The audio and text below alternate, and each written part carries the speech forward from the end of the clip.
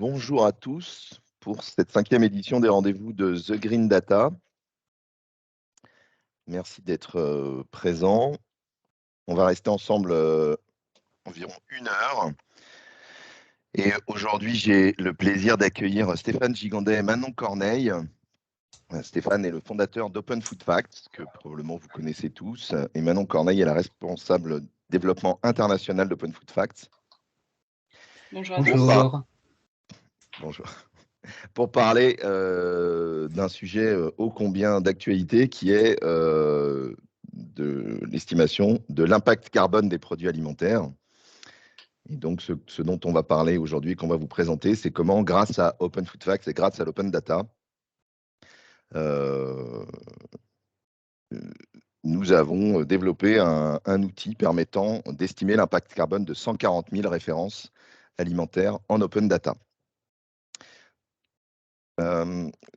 Pour ce qui est des questions, donc plusieurs choses à propos de ce webinaire. La première, c'est que je vous demande de bien couper vos micros.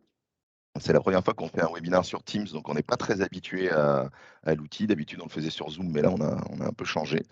Donc, je vous demanderai de couper vos micros et de poser vos questions sur le chat. Donc, normalement, vous devriez avoir un chat sur la barre en haut. Et par ailleurs, cette session va être enregistrée. Donc, si vous ne souhaitez pas qu'on vous voit, eh bien, vous pouvez vous mettre de manière anonyme ou bien couper votre caméra. Voilà. Alors, juste quelques mots avant de démarrer donc, sur The Green Data. Donc, pour rappel, nous, on est une société, on existe depuis 7 ans. Notre ADN, c'est de modéliser l'empreinte environnementale globale des produits alimentaires et des filières agricoles. On est dans le secteur agricole depuis longtemps, donc on connaît très bien toutes les filières et on est une équipe de 10 profils spécialisés dans les métiers agri-agro qui sont des profils spécialisés à la fois en modélisation, en data science et en IT. On propose une offre sur le marché depuis 2022 qui est une solution complète dédiée à l'évaluation de l'impact des produits alimentaires, que ce soit au niveau des EAN, au niveau des ingrédients ou au niveau des matières premières. Donc, une approche qui est très globale en termes d'évaluation d'empreinte environnementale. Et nos clients, c'est les directions RSE, des acteurs de la distribution, des entreprises de l'industrie agroalimentaire et des coopératives agricoles avec les premiers clients que vous voyez ci-dessous. Voilà. Alors, je vais laisser la parole tout de suite à Open Food Facts pour qu'ils se présentent. Et bien, Manon et Stéphane, vous avez la parole. Merci beaucoup, Jérémy. On va vous parler un petit peu d'Open Food Facts. Donc, en quelques mots, décrire un petit peu qui nous sommes, comment ça marche et pourquoi partager ces données en tant qu'industriel de l'agroalimentaire. Donc, Open Food Facts, nous sommes une association qui a vu le jour en 2012, qui est née du constat qu'il était très, très difficile de se repérer dans les rayons des magasins. Donc, on voit, il y a plein de couleurs, des emballages alléchants qui font envie. Mais quand on est face à tout ce rayonnage de produits, il est assez difficile de prendre des décisions objectives. Par exemple, là, en un coup d'œil, je ne peux pas savoir lequel de ces paquets de céréales contient le moins de sucre ou le plus de fibres. À moins que je retourne le paquet, slide suivante, voilà, et que je chausse mes lunettes pour déchiffrer la liste des ingrédients et essayer de comprendre le tableau d'information nutritionnelle. Sauf que voilà, on voit difficilement imaginable de noter toutes ces informations sur un calepin et faire les comparatifs. Donc, Stéphane, il y a 10 ans, a décidé de construire la plus grande base de données possible sur les produits alimentaires. Et donc, l'objectif de cette base de données, c'est de pouvoir de permettre aux consommateurs, aux industriels de l'agroalimentaire, aux petits producteurs aussi, aux chercheurs, aux institutions gouvernementales, toute une multitude d'acteurs, de pouvoir mesurer et modifier à grande échelle l'impact de l'alimentation sur notre santé et aussi sur la planète, parce que comme l'a dit Jérémy, c'est des enjeux qui sont très contemporains. Et donc, pour pouvoir accéder à cette base de données, on a différents outils. On a un site internet et une application. Et voilà, donc en quelques chiffres, notre impact depuis 2012, ça a été de travailler avec une forte communauté.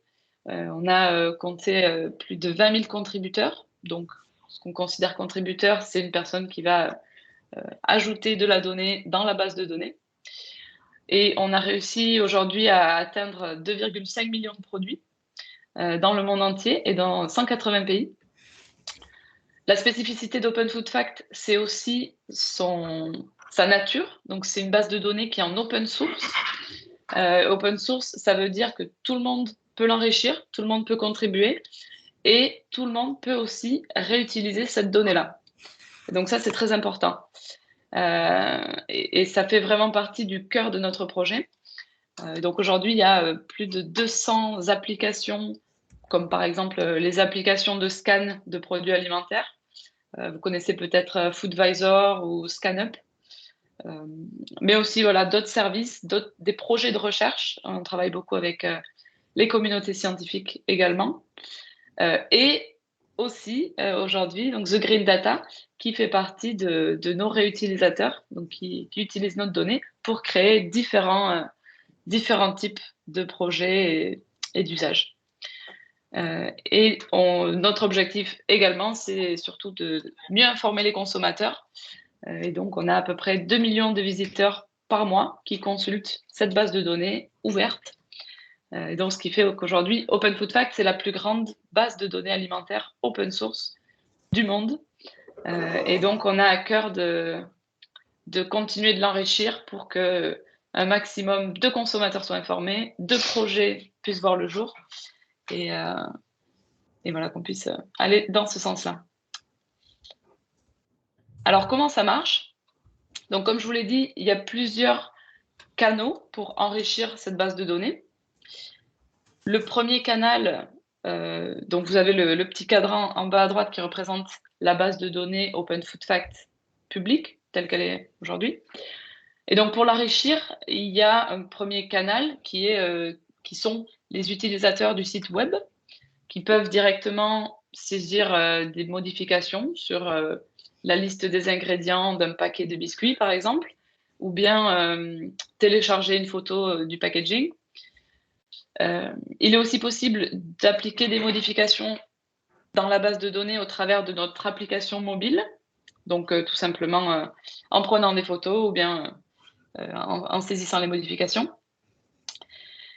Et donc le point qui va nous intéresser particulièrement aujourd'hui, via une plateforme professionnelle donc, qu'on a développée sur les 2 dernières années, qui a été financée par Santé publique France.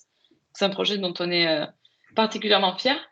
Et donc, cette plateforme, c'est un petit peu comme l'Open Food Fact traditionnel, mais dans une plateforme privée et vraiment dédiée aux professionnels. Donc, c'est un petit peu son espace.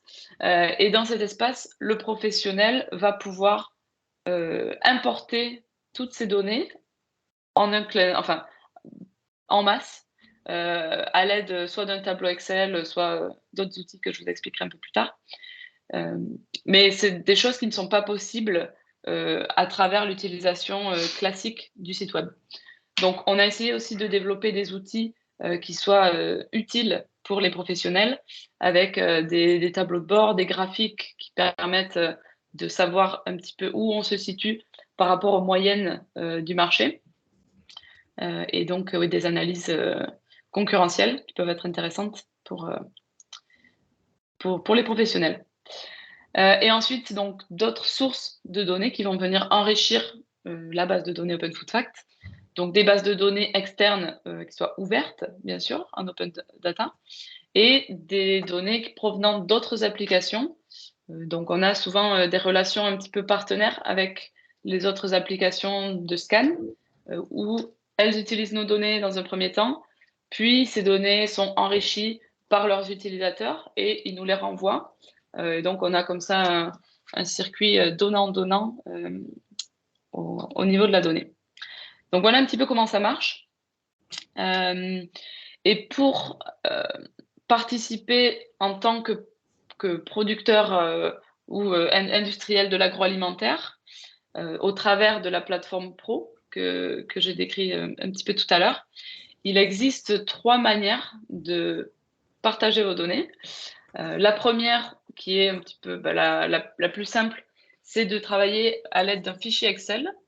Donc là, tout simplement, chaque en-tête de colonne du fichier correspond à un champ de notre base de données. Et en quelques minutes, je dirais une heure maximum, vous pouvez avoir vos produits disponibles sur la base de données avec des données à jour. Ça c'est une manière assez effective de pouvoir importer les données. La deuxième option, c'est si jamais vous travaillez avec un catalogue produit, donc on appelle aussi PIM, Product Information Management. Donc, Open Food Fact est en capacité aujourd'hui de s'interfacer avec ces différents outils. Donc aujourd'hui, on est déjà interfacé avec Equadis, Agena 3000 et bientôt Akeneo. Donc si c'est des outils qui vous parlent, n'hésitez pas à revenir vers moi par la suite, parce que ça permet le transfert de données en quelques clics, puisque toutes les données sont déjà présentes dans ces logiciels-là. Et ensuite, la troisième manière, donc là, c'est dans le cas d'acteurs de l'agroalimentaire qui ont beaucoup de références. Il est possible de développer un connecteur spécialisé qu'on fait un petit peu sur mesure pour que les données transitent vers Open Food Facts. Voilà comment ça marche en quelques mots. Alors pourquoi nous rejoindre? Quel est l'intérêt en tant qu'acteur de l'agroalimentaire de nous rejoindre? Eh bien, le premier, c'est de présenter des données qui soient fiables sur Open Food Fact dans un premier temps, mais aussi sur les 200 applications et projets que j'ai expliqué tout à l'heure. Donc, par exemple, si vous mettez vos données à jour dans Open Food Fact, vous avez à le faire une fois et ça marchera partout, y compris sur le diagnostic The Green Data, si vous avez compris la logique. Le deuxième point, pourquoi c'est intéressant pour vous, c'est qu'au travers de la plateforme professionnelle, Open Food Fact est capable de vous pousser des recommandations pour améliorer vos produits. Donc, par exemple, on est capable de dire, admettons, je suis un producteur de biscuits. Open Food Fact va être capable de m'envoyer des conseils en me disant « Attention, ton biscuit est plus sucré que la moyenne de la catégorie biscuits ». Dans la base de données, ou bien on va être capable d'envoyer des recommandations pour améliorer le Nutri-Score, par exemple. Donc, si vous réduisez de 5% le sucre dans vos biscuits, alors vous allez passer d'un Nutri-Score C à un Nutri-Score B. Donc voilà, on essaie constamment, au-delà de cet outil, on essaie de développer des outils qui puissent vraiment être utiles pour les équipes en recherche et développement au sein des acteurs de l'agroalimentaire. Voilà, au-delà de ça, ça met en valeur le fait que vous êtes un acteur engagé. Donc, ça permet éventuellement de faire des plans de communication et de mettre en avant le fait que vous participez à la transparence alimentaire en partageant vos données. Ça vous permet de contribuer à faire avancer un petit peu la science, puisque comme je l'ai dit tout à l'heure, nos données sont réutilisées notamment par les scientifiques. Donc il y a quelques articles qui sont publiés, qui citent Open Food Facts. Et voilà, bon, j'ai à peu près cité tous les avantages. Et un dernier point, qui n'est pas des moindres, c'est que tout ça est bien sûr gratuit, puisqu'on est une association, loi 1901. Et donc, tout notre accompagnement, tous les outils, l'hébergement des données, tout est 100% gratuit. Donc, voilà, le seul inconvénient, c'est que ça prend peut-être un peu de temps, mais on fait notre maximum pour que ce temps soit réduit au minimum. Voilà, et donc il y a déjà un bon nombre de marques qui nous ont rejoints, puisqu'on a près d'1 million de produits en France uniquement. Donc, si vous voulez faire partie des prochains, et donc au travers de vos données, enrichir également des projets comme The Green Data et et bien d'autres, n'hésitez pas à nous contacter à la fin du webinaire. Du coup, Jérémy, je te redonne la parole. Merci Tu nous Manon. présentes ton joli diagnostic. Merci Manon pour cette présentation très claire. Donc, si vous avez des questions sur Open Food Facts, n'hésitez pas à les poser dans le chat et on y répondra. On se réserve 15-20 minutes en fin de webinaire pour répondre à toutes vos questions. Alors, donc nous, effectivement, on s'est appuyé sur la base de données Open Food Facts pour faire un diagnostic GES basé sur de l'open data. Comme l'a expliqué Manon, l'accès aux données Open Food Facts, c'est très facile pour des acteurs comme nous. Il y a ce qu'on appelle des packages qui permettent de s'interfacer et d'avoir accès directement à l'ensemble des données. Tout est très bien documenté, etc.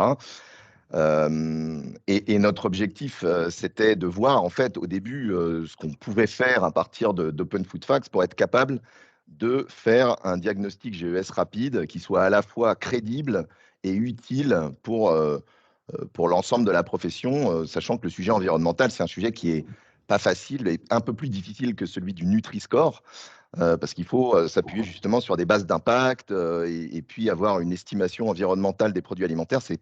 C'est pas quelque chose de très simple. Donc notre objectif à la base, c'était d'accélérer la sensibilisation des marques de l'agroalimentaire sur les sujets environnementaux.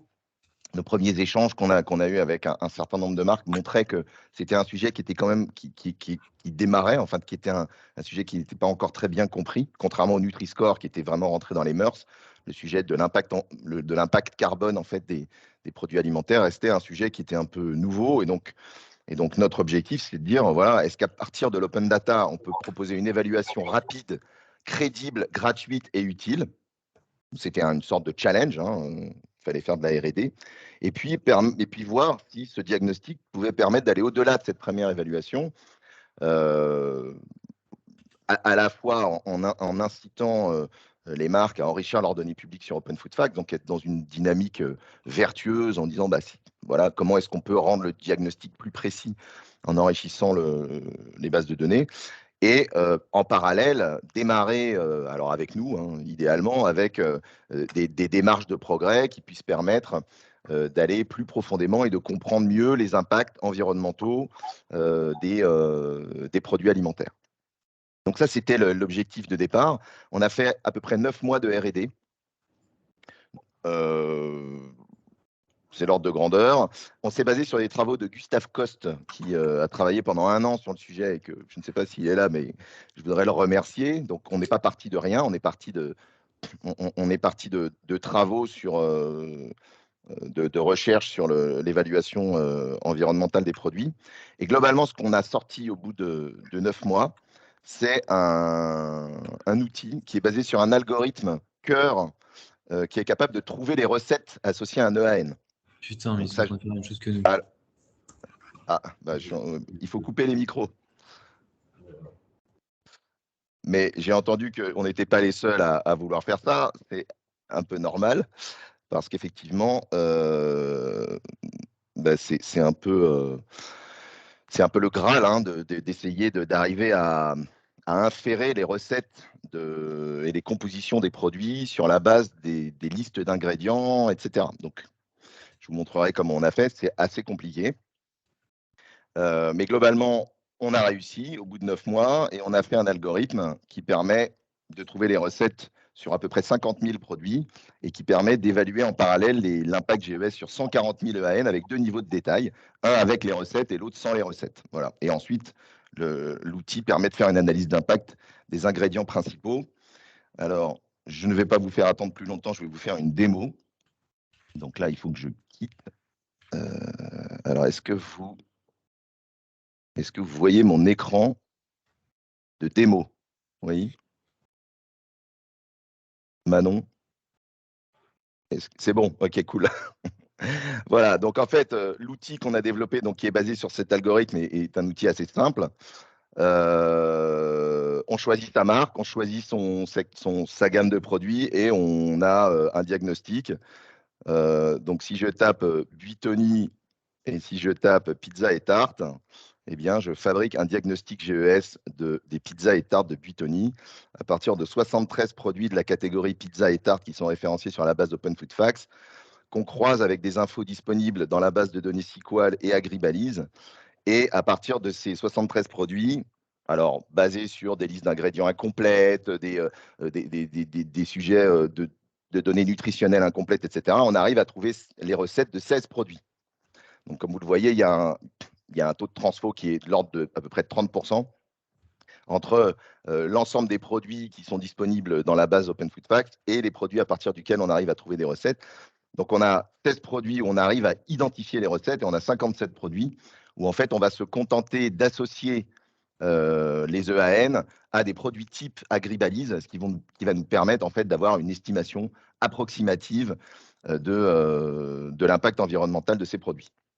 Voilà, donc en fait, ça sort un PDF, un joli PDF, qui permet d'avoir, en fait, une analyse contrastée des produits pizza et tarte de Buitoni, avec un impact GES qui va varier entre 1,75 et 3,73. Et puis, on va trouver, en fait, une diversité d'impacts GES qui vont traduire, en fait, les recettes qui ont été, la diversité des recettes qui ont été identifiées. Donc, par exemple, pizza poulet bœuf, on a identifié qu'il y a du poulet et du bœuf. Voilà. Et on a surtout, on est arrivé à évaluer le niveau de composition de ces recettes.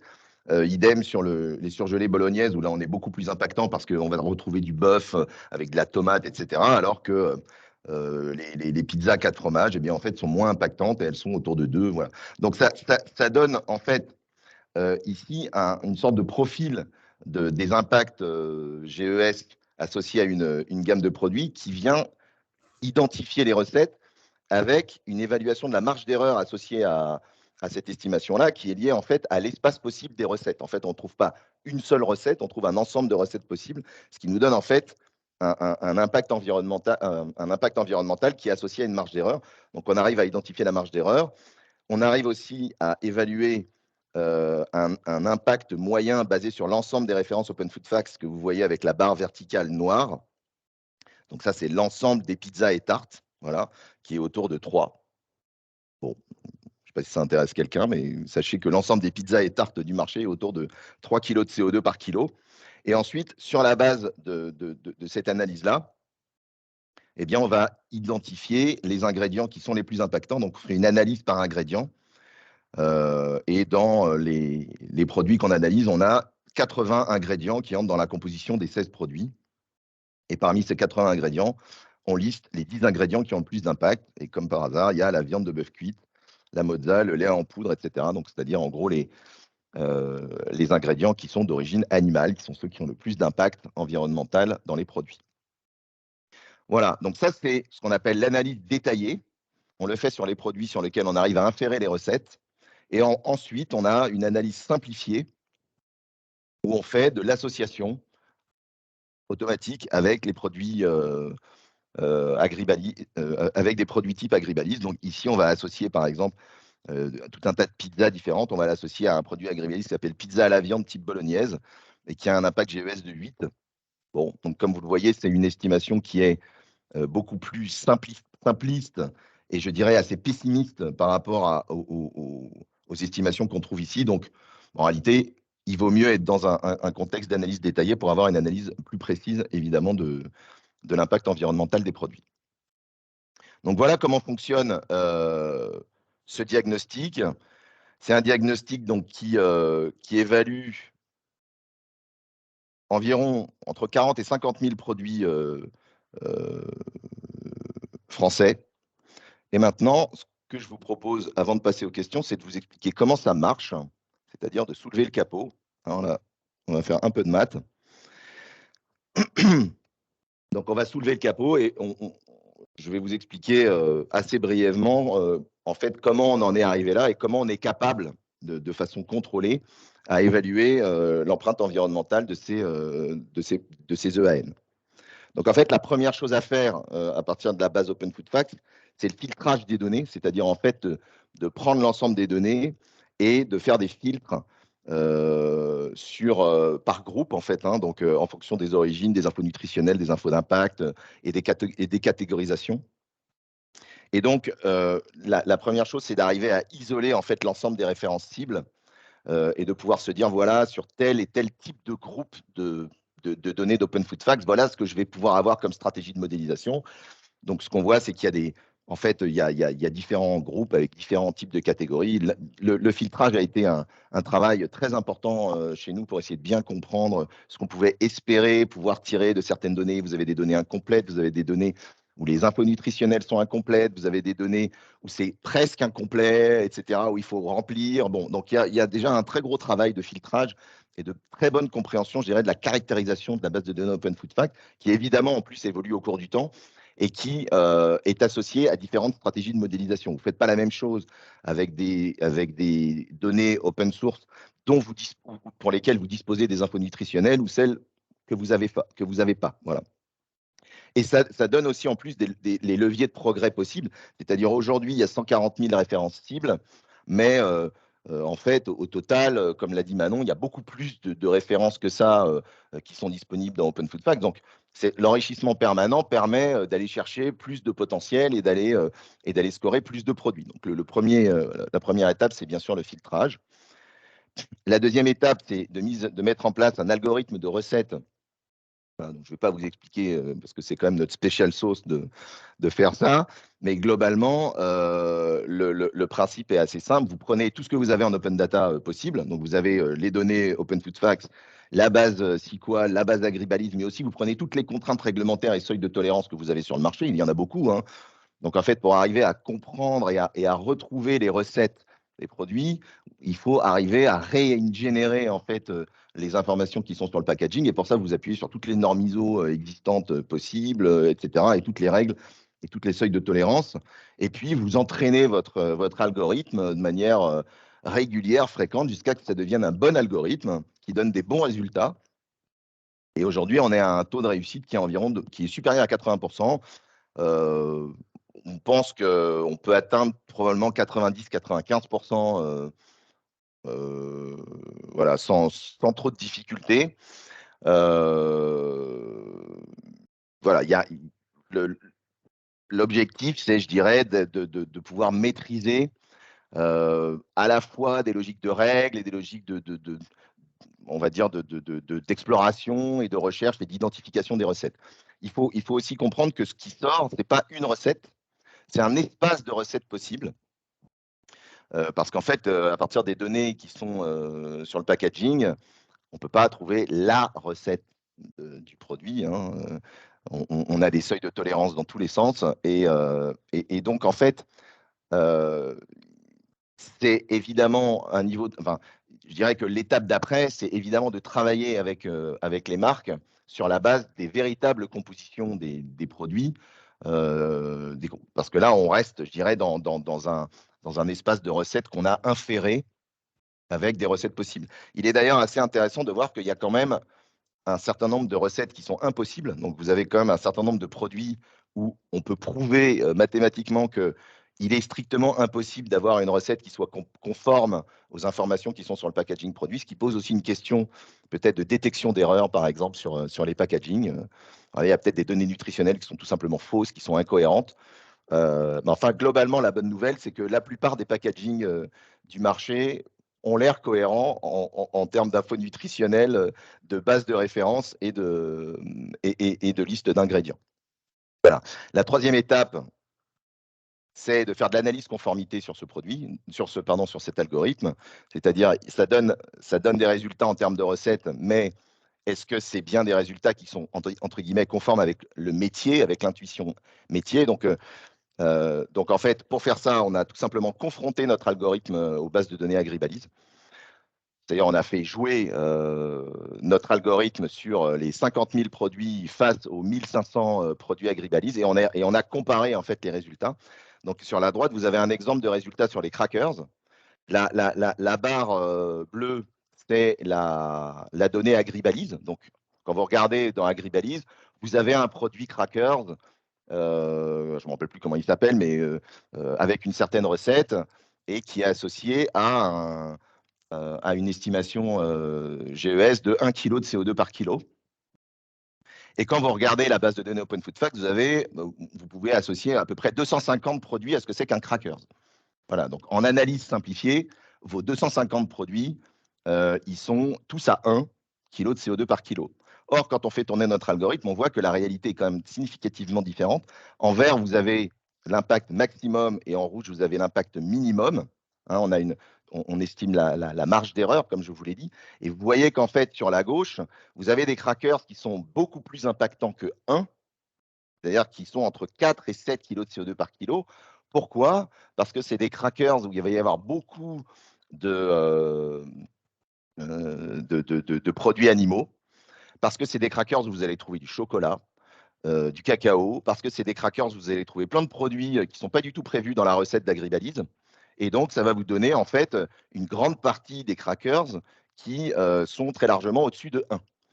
À l'inverse, vous avez sur la droite des crackers qui sont bien en dessous de 1, parce que des crackers qui sont faits à base de farine simple, huile végétale et aucune graisse animale, rien du tout, il n'y a aucune raison qu'elle soit très impactante. Et effectivement, vous avez une grande partie des crackers qui sont qui sont en dessous de 1, largement en dessous de 1, autour de 300, 400, 500 grammes de CO2 par kilo, et donc qui vont être défavorisés par une analyse simplifiée de type Agribalise. Donc on voit bien l'intérêt de cette approche intra-catégorie, de cette approche qui permet d'inférer les recettes. Ça permet vraiment de faire de la différenciation entre des bons crackers et des mauvais crackers. Et vous avez quand même un facteur 15 entre des bons et des mauvais ici.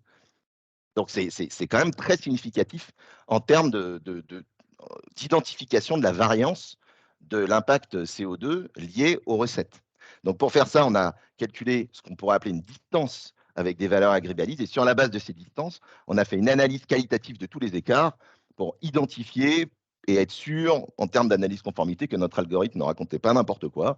Voilà, on a fait des analyses par picking, on a fait toutes les analyses possibles et imaginables pour nous assurer que l'algorithme d'estimation GES était bien conforme euh, à la base de référence Agribalise, et quand elle n'était pas conforme, d'expliquer pourquoi les différences de recettes étaient capables d'expliquer ces différences. Voilà, donc beaucoup de travail pour assurer la conformité de cet algorithme-là et pour être sûr de pouvoir livrer un diag qui soit robuste, fiable et qui puisse aider les marques dans leur démarche de progrès. Aujourd'hui, on fait de l'analyse par marque et par catégorie. On limite à 40 EAN le diagnostic, même si derrière, on a une base de données qui est beaucoup plus importante.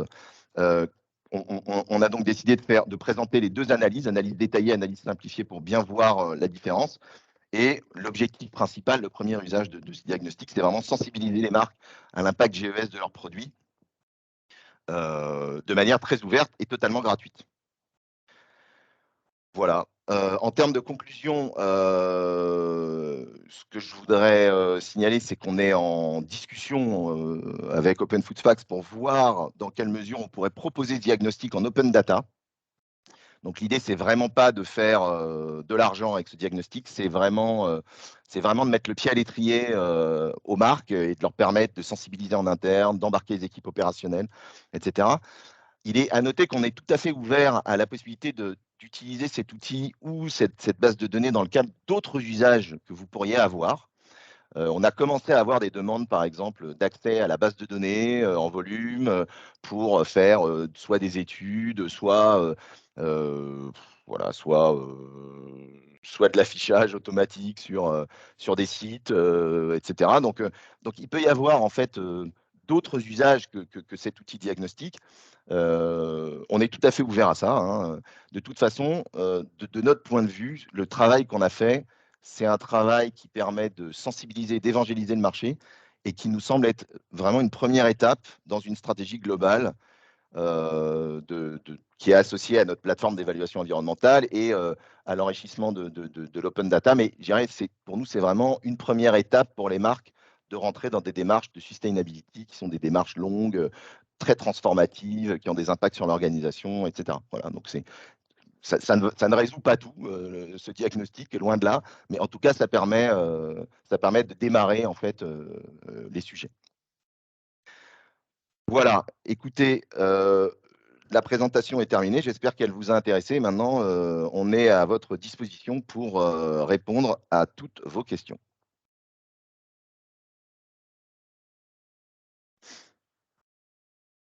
Alors, est-ce qu'il y a des questions? Oui, il y a plein de questions. Waouh. Alors, on va aller prendre. Alors, Stéphane, je vois que tu as déjà répondu à des questions. Oui, j'ai un peu commencé. C'était sur le modèle de financement d'Open Food Facts. Vraiment, Open Food Facts, c'est comme Wikipédia. C'est l'idée d'un projet collaboratif. L'essentiel du travail, en fait, c'est pas les salariés de l'association qui le font, c'est les dizaines de milliers de contributeurs, de participants au projet à travers le monde qui le font. Donc nous, maintenant, aujourd'hui, on a pendant 8 ans, on avait 0 salarié et on était tous bénévoles. Et puis, il y a 3 ans, on a eu une première subvention de Santé publique France, justement, qui nous a aidé à faire cette plateforme producteur. Et depuis, on a cherché d'autres financements, donc soit les dons du public, soit des subventions d'acteurs comme Santé publique France, éventuellement des fondations privées, mais qui ne soient pas liées à l'industrie agroalimentaire. Donc, voilà comment est financé Open Food Facts. Alors, je vais répondre à d'autres questions. Donc, Jean-Christophe Becquet de Apitux. Question, c'est intéressant mais très technique. Y a-t-il un rendu de ces analyses accessibles au grand public? Est-ce que l'algorithme est ouvert? Alors, Jean-Christophe, il n'y a pas de rendu de ces analyses accessibles au grand public aujourd'hui, mais ça pourrait tout à fait être un usage intéressant de ces travaux-là. Donc, on pourrait tout à fait imaginer faire de la data vise, des chartes, etc. Après, il faut voir dans quel contexte et comment on peut le faire. Peut-être que c'est en partenariat avec Open Food Facts qu'on peut faire ça. Voilà, ça mériterait peut-être un site dédié ou des choses comme ça. Est-ce que l'algorithme est ouvert? Aujourd'hui, il ne l'est pas. Alors, c'est une bonne question, hein. Faut-il mettre cet algorithme en open source ou pas? Aujourd'hui, pour l'instant, je vous avoue que je n'ai pas d'avis. Donc, il faut qu'on en réfléchisse un peu en interne. On est tout à fait convaincu qu'il faut mettre les data en open data, d'une façon ou d'une autre, et de mettre l'outil en libre service. Par contre, est-ce qu'il faut mettre l'algorithme en libre service? Ce serait logique d'aller au bout de la démarche open. Pour l'instant, si ça ne vous dérange pas, je préfère mettre un joker sur cette question. Voilà. Vos résultats sont présentés en kilos de CO2 par kilo. Est-ce un choix? Oui, c'est un choix, c'est assez traditionnel. C'est une question de Olutoyin Raimi. C'est un choix, c'est assez traditionnel. Ah non, pardon. Vu qu'en général, les impacts GES sont présentés en kilos d'équivalent CO2 par kilo. Oui, en fait, il s'agit de kilos équivalent CO2 par kilo, hein. On est bien d'accord, on n'a peut-être pas écrit équivalent, mais effectivement, il s'agit d'équivalent de CO2 par kilo, c'est-à-dire que le méthane est compté en équivalent CO2, les nitrates sont comptés en équivalent CO2, etc. Donc, désolé de cette erreur d'unité. Question d'Hélène Grandjean, que veut dire EAN? Alors, EAN veut dire en français code barre, et ça veut dire électronique alimentaire number, un truc comme ça. Si quelqu'un peut m'aider là. Voilà, EN égale code barre. Ah bah Stéphane, t'as répondu. Ok. Alors, le taux de réussite a été calculé par rapport à quoi? Des retours de recettes industrielles. Alors, le taux de réussite correspond en fait aux recettes qu'on trouve. C'est-à-dire, l'algorithme répond, j'ai trouvé une recette compatible avec les données. C'est ça le taux de réussite. Ça ne veut pas dire qu'on a confronté avec des recettes industrielles, avec des vraies recettes, les résultats. Bon, maintenant, quand on arrive à trouver un espace de recettes qui soit compatible avec les données et avec la liste des ingrédients, j'ai envie de dire que probablement la vraie recette, elle se trouve dans cet espace des possibles. Ce serait quand même assez étonnant que la vraie recette soit en dehors de cet espace des possibles. Donc en fait, le sujet, c'est qu'on a plutôt un espace qui est plutôt élevé. Enfin, comme vous l'avez vu, hein, la marge d'erreur, elle est quand même assez significative parfois, hein. Et elle est d'autant plus significative que l'impact est grand en plus. Néanmoins, on est quand même très confiant sur le fait que la vraie recette se trouve dans cet espace de possible. C'est-à-dire qu'en fait, on trouve des espaces de recettes qui sont très crédibles d'un point de vue métier. Voilà. Maintenant, je suis d'accord avec vous, Margot, qu'il faudrait qu'on confronte nos résultats avec des vraies données. Une question de Louise Ringard. Est-ce que OFF publiera vos résultats au grand public? Donc, c'est la même question que l'autre fois. Écoutez, peut-être. Visiblement, si ça fait sens, on pourrait tout à fait imaginer un site grand public autour de ces résultats. Une question de Jean-Christophe Becquet. Un même ingrédient peut être local ou beaucoup moins. Avez-vous un moyen de retrouver la provenance des fournitures pour un produit donné? Alors aujourd'hui, on n'a pas travaillé l'origine des produits. On se base vraiment sur les ingrédients eux-mêmes, indépendamment de leur origine.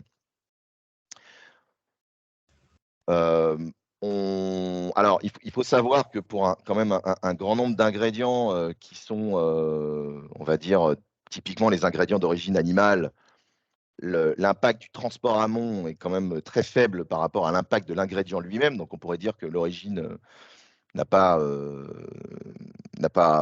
beaucoup d'impact. Néanmoins, il y a quand même un certain nombre d'ingrédients qui sont très défavorisés par le fait qu'on ne connaisse pas leur origine. Je pense par exemple à la poudre de lait. Si vous prenez la poudre de lait dans Agribalise, l'impact est extrêmement élevé parce que comme on ne sait pas d'où elle vient, elle peut venir de n'importe où. Elle peut venir de Nouvelle-Zélande et donc les valeurs Agribalise qui sont associées à certains ingrédients sont extrêmement pessimistes et défavorables. Voilà, donc encore une fois, c'est une première approximation basée sur des données de référence du marché et on ne connaît pas l'origine, on ne connaît pas la supply chain, on infère la composition et on ne connaît pas les fournisseurs. Donc, on est obligé de faire des hypothèses et ces hypothèses, c'est qu'on prend des bases de données de référence qui, parfois, sont très pessimistes en termes d'origine et en termes voilà, de coûts de transformation et d'impact environnemental. Il est évident que le lait qui est fabriqué en Nouvelle-Zélande a un impact environnemental qui est beaucoup plus fort que celui qui est fabriqué en France. Donc, le fait d'avoir une poudre de lait qui vienne de on ne sait pas d'où, c'est très pessimiste en termes de notation des yaourts, par exemple. Si tu permets, Voilà. Jérémy, je voudrais juste préciser que justement, nous, on encourage au maximum tous les industriels à être le plus précis possible dans les listes d'ingrédients avec justement les pourcentages des ingrédients pour qu'on n'ait pas besoin de les recalculer et de les estimer, la provenance de tous les ingrédients, et puis tous les labels qui peuvent être associés à ces ingrédients, etc. Ça, c'est super intéressant parce que ça permet tout plein d'usages derrière, ça permet de calculer justement des impacts GES bien plus précis, ça permet de calculer tous les scores type éco-score, etc. Pour l'éco-score, typiquement, on a besoin d'estimer aussi le pourcentage des ingrédients et la provenance pour l'un des bonus, malus, etc. Donc c'est très, très important. Nous, on espère vraiment que de plus en plus d'industriels le feront. Et ce qui est super, c'est de voir qu'il y a de plus en plus d'industriels qui sont justement engagés dans des démarches de relocaliser les productions, etc. Et donc, ils sont très, très ouverts justement pour rendre transparentes ces données-là. Il y en a même qui vont presque plus loin à dire, voilà, moi, je suis prêt à ouvrir la répartition de la valeur, etc. Et donc, ça, c'est intéressant et on espère que voilà, c'est en ayant de plus en plus d'exemples, ça va entraîner les autres et puis ça permettra justement pour les produits où on n'aura pas d'informations, on aura des moyennes plus précises avec des données de référence qui seront plus précises et qui permettront des meilleurs calculs. Je continue, n'hésitez pas à continuer à poser des questions, je les prends dans l'ordre. Y a-t-il des échanges contacts avec Numalim qui, semble-t-il, a le même objectif? Je vois que Jérôme a répondu en dessous. Très volontiers pour donner accès à Open Food Facts et à The Green Data aux fiches produits fiabilisées que la société coopérative d'intérêt collectif Numalim rassemble. Écoutez, nous, très volontiers. Donc, Jérôme, je t'appelle pour faire suite à cette proposition. Avec plaisir. Pourriez-vous nous expliquer les différences et les complémentarités avec l'éco-score et le Planet Score? Alors, je réponds et après, Stéphane et Manon, peut-être je réponds d'abord pour essayer de dire moi ce que j'ai compris de la situation. Donc en fait, alors déjà ce qui est un peu troublant, c'est qu'en termes de vocabulaire, il ne faut pas se tromper entre le mot éco-score et l'éco-score actuel. C'est pour ça que je dis tiret d'ailleurs. En fait, le mot éco-score est un mot un peu générique pour parler d'affichage environnemental. Donc, par exemple, l'ADEME, aujourd'hui, dans ses travaux d'affichage environnemental, parle aussi d'éco-score, sans tiret. Voilà. Bon, donc ça n'aide pas à comprendre qu'en fait, il y a d'un côté des démarches et de l'autre des méthodologies. Donc, l'éco-score sans tiret, c'est une démarche. On appelle ça aussi l'affichage environnemental. Et c'est une démarche qui a démarré il y a 15 ans et qui a abouti maintenant, fin d'année, début d'année prochaine, avec un premier affichage environnemental et une méthodologie qui est cadrée par l'ADEME et par le comité scientifique de l'ADEME. Et en parallèle, il y a l'éco-score, qui est une initiative d'un consortium d'acteurs dont Open Food Facts fait partie, donc je vais leur passer la parole juste après. Et il y a effectivement un deuxième consortium, on pourrait dire, qui est le Planet Score, qui est en fait une méthodologie qui est portée par l'ITAB, l'Institut technique d'agriculture biologique, et qui est sensiblement différent de la méthodologie éco-score. Voilà. Donc, et TG Diag, par rapport à ça, en fait, je dirais, est assez transverse à toute cette histoire de notation d'affichage environnemental. Bon, donc, le diagnostic que je vous ai présenté là, c'est un diagnostic qui permet d'évaluer un indicateur technique qui est le kilogramme équivalent CO2 par kilo, indépendamment de la façon dont on va l'afficher au consommateur. Donc, indépendamment de la façon dont on va présenter ça sous forme de lettres, sous forme de chiffres, etc. Donc, il y a vraiment deux sujets très différents. Il y a l'affichage environnemental, qui est un sujet de savoir comment on affiche une information à un consommateur pour l'aider à faire des choix, A, B, C, D, E, F, etc., avec une méthodologie et une pondération appliquée. Et de l'autre côté, vous avez du travail sur des indicateurs techniques très purs, où là, c'est de la science. Je veux dire, c'est le kilo de CO2 par kilo, ça s'appuie sur les travaux du GIEC, etc. On est très indépendant, en fait, de la façon dont ces informations vont être communiquées aux consommateurs demain. Voilà. Je vous laisse la parole, Stéphane et Manon, pour peut-être compléter sur l'éco-score, ou enfin, sur l'affichage environnemental. Je crois que tu as bien expliqué. En fait, ce qui s'est passé, c'est que l'ADEME a lancé une expérimentation sur l'affichage environnemental il y a maintenant 2 ans. Il y a eu 19 projets déposés, donc les deux gros, c'est effectivement l'EcoScore et le Planet Score. Et l'idée, c'est maintenant, l'ADEME est en train de faire la synthèse, de prendre toutes les bonnes idées qu'il y a eu dans toutes les expérimentations pour proposer une formule officielle de l'EcoScore. Voilà, en prenant le meilleur de tout. Donc, a priori, cette formule, elle devrait être disponible d'ici la fin de l'année ou de cette année. Et donc, quand elle sera disponible, naturellement, sur Open Food Facts, on va calculer le score officiel. Mais ce qui est intéressant, ce qu'on sait déjà, c'est qu'il y aura plusieurs niveaux de précision. Il y aura le niveau où, justement, on n'a pas les recettes exactes des produits et donc, ça ressemblera beaucoup à l'éco-score actuel. Et puis, il y aura le niveau où, justement, on pourra entrer plus en détail, avoir des données semi-spécifiques ou spécifiques sur les pourcentages des ingrédients, sur les origines des ingrédients. On pourra recalculer, justement, comme l'a fait The Green Data, tout l'amont agricole, prendre en compte le packaging et tout ce qu'on veut. Et voilà, faut voir que tout ce travail finalement de collecte des données, de calcul, etc., ça prépare justement la possibilité de calculer le futur EcoScore officiel qui va arriver bientôt. C'est ça qui est intéressant. Alors, il nous reste 10 minutes et vraiment, je souhaiterais répondre à toutes les questions parce qu'elles sont intéressantes. Donc, vu que vos analyses sont des ACV, comptez-vous aussi présenter les autres catégories d'impact? Effectivement, dans l'ACV, il y a d'autres catégories d'impact. Quelle est la méthode de caractérisation utilisée pour le calcul d'impact ACV? Ça, je n'ai pas compris. Mais bon, je vais essayer de répondre à ce que je comprends. Donc, effectivement, pour l'instant, on s'est focalisé sur le carbone, sur la base des données Agribalis, qui sont des données des facteurs d'impact de type ACV. Donc, il y a dans le product, dans le PEF, il y a une norme qui s'appelle le PEF, qui est Product Environmental Footprint au niveau européen, qui reprend 13 indicateurs de l'ACV et qui les pondère et qui les adapte pour dédier à l'alimentation. Aujourd'hui, on s'est focalisé sur le carbone parce qu'on pense que c'est quand même l'indicateur qui est le plus parlant aujourd'hui, parce qu'il y a un impact Scope 3 qui est évident lié à la législation sur le carbone. Bon, il est évident qu'étendre cette approche à l'ensemble des indicateurs ACV ne poserait aucun problème, puisque c'est tous des indicateurs qui sont additifs. Donc, à partir du moment où on a identifié les recettes, on peut fabriquer de l'ACV, on peut fabriquer du PEF, on peut fabriquer un peu tout ce qu'on veut. Bon. Après, la question qu'on peut se poser, c'est, vu les développements actuels de l'affichage environnemental, etc., est-ce qu'il est intéressant aujourd'hui de faire un outil de diagnostic qui fabrique du PEF, donc de la note sur 100 en Product Environmental Footprint? Personnellement, je ne sais pas, je ne suis pas sûr.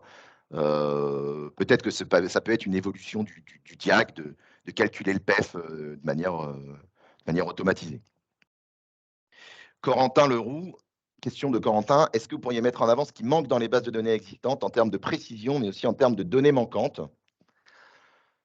Alors, en fait, il y a énormément de choses qui manquent. La question sur laquelle on n'est pas forcément d'accord avec Stéphane et Manon, c'est faut-il tout mettre en open data? Donc, je dirais qu'il y a beaucoup de données qui manquent et qui permettraient de faire de la vraie différenciation, enfin de la vraie, disons, d'accroître la différenciation des produits alimentaires. En fait, nous, on raisonne en termes de ce qu'on appelle des niveaux de précision. Voilà. Donc là, avec l'open data, le travail qu'on a fait sur le diagnostic, on pourrait dire qu'on est au niveau 1, c'est-à-dire en fait, on a fait une évaluation basée sur tout ce qu'on peut trouver sur le packaging, etc. Le niveau 2, c'est quand on commence à accéder aux données des entreprises, c'est-à-dire des vraies infos sur la composition, être capable de vraiment modéliser la fabrication, être vraiment capable de vraiment modéliser le transport, etc. Et le niveau 3, c'est quand on commence à aller travailler avec les fournisseurs, c'est-à-dire quand on commence à poser des questions sur les pratiques agricoles. Bon, si vous regardez le lait, par exemple, il y a une énorme différenciation, ou le bovin viande, il y a des énormes différenciations en termes de pratiques agricoles qui vraiment alors, vous changent d'un facteur 5 ou 10 certains impacts en fonction de l'alimentation, etc. Donc aujourd'hui, c'est clair que les pratiques agricoles ne sont pas intégrées dans le diagnostic. Le diagnostic qu'on vous présente. Et pourtant, sur certains produits, c'est absolument clé et fondamental d'avoir accès à ces pratiques agricoles. Voilà. Donc, nous, la vision qu'on défend, c'est qu'il y a une base open data qui est riche et qui va s'enrichir. Et en parallèle, il va y avoir aussi un monde de la private data, qui sont des données qui vont être propres aux marques, qui vont représenter une partie de leur capital et qui vont être en partie liées aux informations qui sont associées à leurs fournisseurs, jusqu'aux données évidemment qui viennent des agriculteurs qui, elles, comme on le sait, font l'objet de beaucoup de travaux sur des logiques de consentement, etc. Donc voilà, ce sont ces données-là en fait qui manquent aujourd'hui, je dirais, pour vraiment évaluer l'impact environnemental. C'est les données qui viennent de l'amont. Je ne sais pas si j'ai répondu à la question. Je continue. Question de Louise Ringard. Pour un acteur qui a une offre très large, quelle famille de produits serait la plus pertinente à analyser en priorité avec votre outil? Traiteur, ultra frais, biscuiterie. Autrement dit, quelle famille a des résultats très différents des résultats AGB? C'est une très bonne question. En fait, comme vous l'avez vu, le problème des résultats AGB, c'est qu'ils font peu de différenciation intra-catégorie. Ils font beaucoup de différenciation intercatégorie, donc vous allez pouvoir différencier très fortement la viande et les crackers. Maintenant, en intra-catégorie, comme je vous l'ai montré tout à l'heure, en fait, il n'y a pas en fait, de différenciation intra-catégorie. C'est très, très, très, très rare. Bon. Et c'est d'autant plus important quand vous êtes sur de la matière première qui est très liée aux pratiques agricoles. Voilà.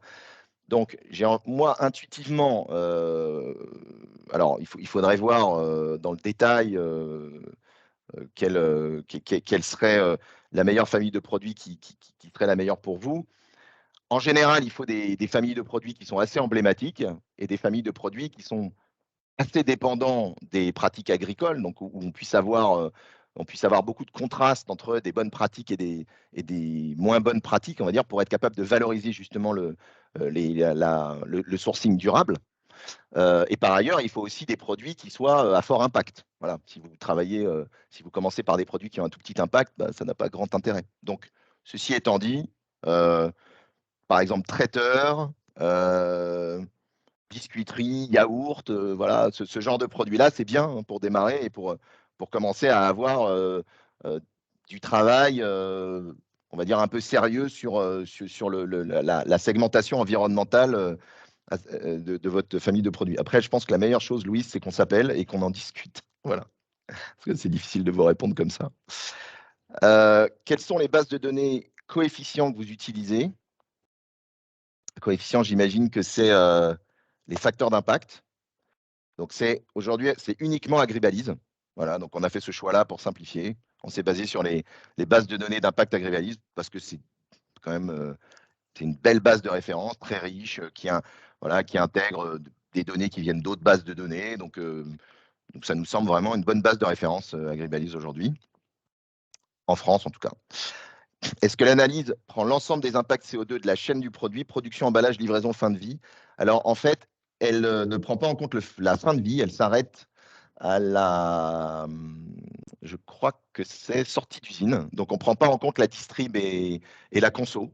Voilà.